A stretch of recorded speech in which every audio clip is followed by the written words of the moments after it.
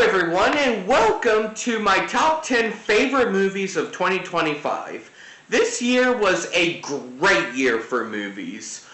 This year for movies was a lot better than last year, in my opinion.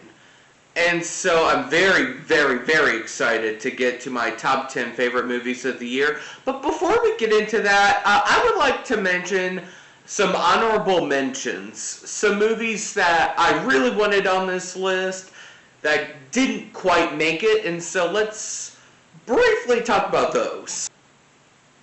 Okay, so some of my honorable mentions include Black Bag, Last Breath, Roofman, Predator Killer of Killers and Predator Badlands, Sisu Road to Revenge, The Running Man, Zootopia 2, The Amateur, The Naked Gun, Fantastic Four, Thunderbolts, The Day the Earth Blew Up, a Looney Tunes movie, and Mission Impossible: The Final Reckoning. Okay, so now that we're done with the honorable mentions, let's get to my top 10 favorite movies of 2025, starting with number 10.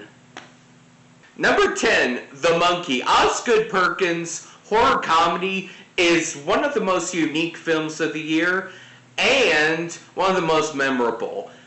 Featuring an incredible performance by Theo James, great effects, great comedy, and great cinematography and great writing and directing makes this movie an unforgettable horror comedy that I loved watching from beginning to end. Number 9, K-Pop Demon Hunters. The most surprising movie I've seen this year, and my favorite animated film of the whole year.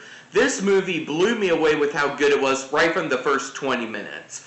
Gorgeous animation, great characters, great writing, and terrific songs with a really emotionally epic story.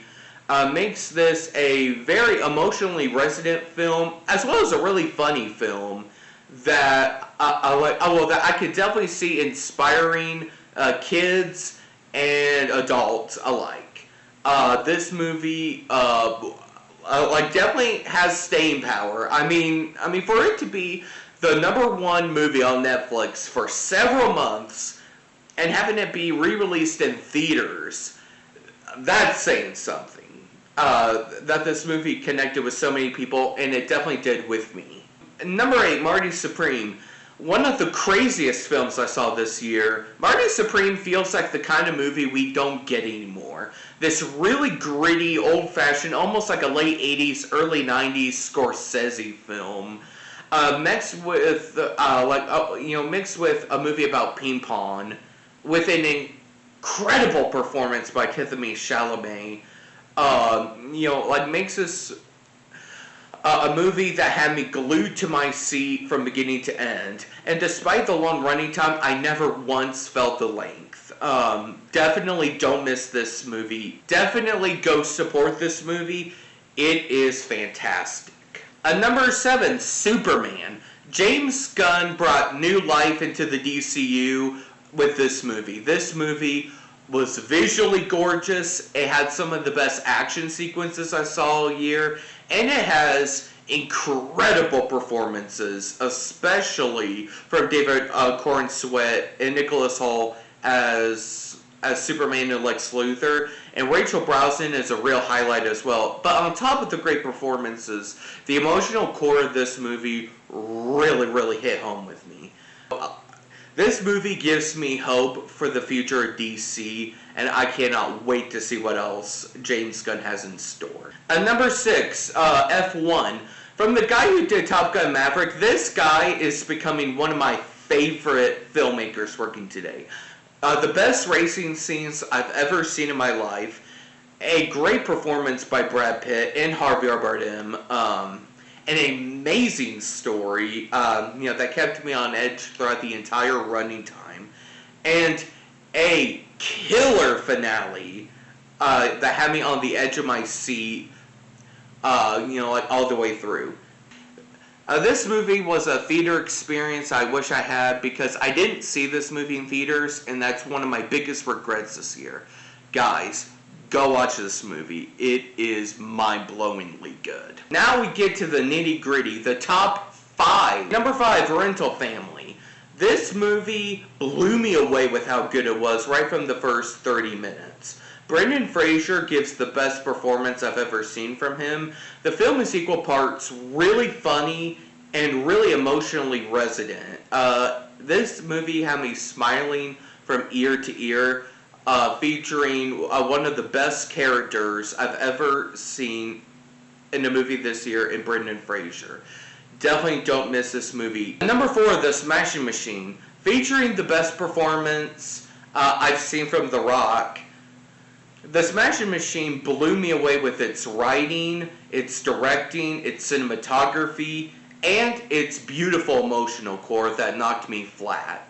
Emily Blunt's performance should not be overlooked. It is just as good as The Rock's. And the boxing scenes are some of the best I've ever seen in a film.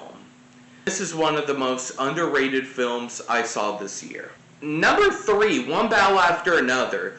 Easily one of the best theater experiences I've ever had in my life. This movie was absolutely thrilling, beautiful Fist Division cinematography, terrific acting, amazing action sequences, and characters I won't soon forget. This movie unfortunately didn't do that great at the box office, but I know that years from now, this is going to be one of those cult classics. Those movies that didn't do very well, but then over time they grew a big audience. I know for a fact this movie's going to be one of them, and it deserves it. Number 2, Sinners.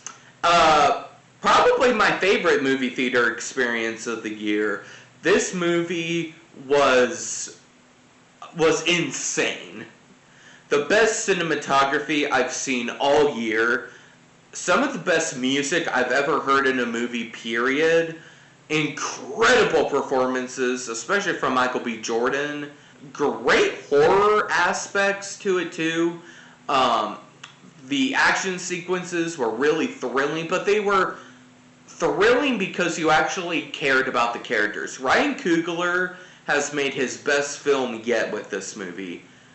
And, this movie proves, without the shadow of a doubt, that Ryan Coogler is one of the most exciting filmmakers working today. My favorite film of 2025 is Zach Cregger's Weapons.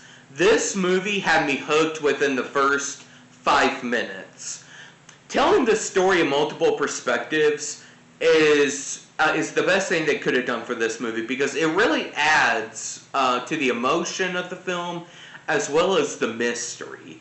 The performances were incredible. The writing was really smart. This film manages to both be genuinely scary and really, really funny at the same time, while also mixing really clever commentary that doesn't beat you over the head with it. This movie did incredible at the box office. I am so glad it did, because it's easily the best film I saw this year. And I can't wait to see what else Zach Cregger does, especially with this Resident Evil movie. So, guys, we've made it. We are in 2026! Man, thank you guys so much for watching my channel. This year has had its ups and downs, but a big up for me this year was starting this channel and you guys subscribing. Thank you so much for subscribing and continuing to support my content. It means the world to me. I can't wait to do even more videos in 2026. Look out for my most anticipated movies of 2026 coming up very soon. Guys, later, have a great day, and I'll see you later. Take care.